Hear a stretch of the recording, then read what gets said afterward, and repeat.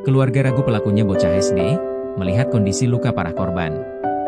Faiza Soraya, 42, mengalami luka parah hingga tewas diduga akibat tusukan anak bungsi, Ai, 12.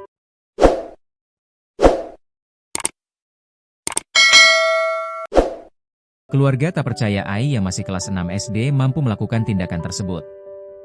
Jasad Faiza ditemukan dalam kamar rumah di Jalan Dwi Kora, Kota Medan pukul 5 WIB, Rabu, 10 Desember 2025. Kepala Lingkungan V Tanjung Rejo, Tono mengatakan pelaku pembunuhan diduga adalah anak korban. Pelakunya anaknya, korbannya ibu kandung, kata Tono. Ia tak merinci kondisi luka yang menyebabkan korban meninggal dunia. Kalau yang saya tengok cuman di lengan aja, yang saya lihat sendiri satu aja. Belakang punggungnya kan gak kelihat masih pakai baju, katanya. Berdasarkan cerita suami korban, Alham Mumal Siagian, 4 diduga tersinggung karena ibunya memarahi sang kakak.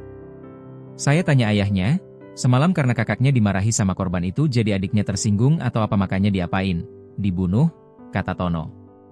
Dimas kerabat korban menaruh curiga terhadap kasus siswi kelas 6 SD bunuh ibu kandung di Medan. Sehari-hari menurutnya dua anak tersebut sulit bangun pagi. Kejadian jam 5 pagi, di mana anak-anak susah bangun pagi kalau mau sekolah. Ia tahu sendiri anak-anak gimana.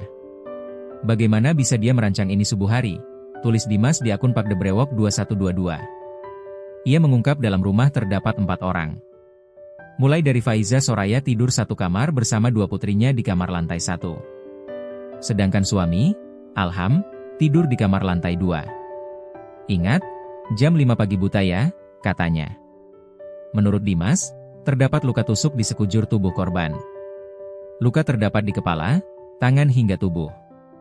Luka-luka di badan korban itu banyak dan tersebar dari kepala, tangan dan badan secara membabi buta, katanya.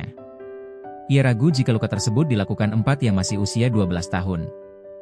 Kalau anak 12 tahun sekali tendang pakai kaki udah jatuh itu, katanya. Terlebih terdapat bercak darah di tembok.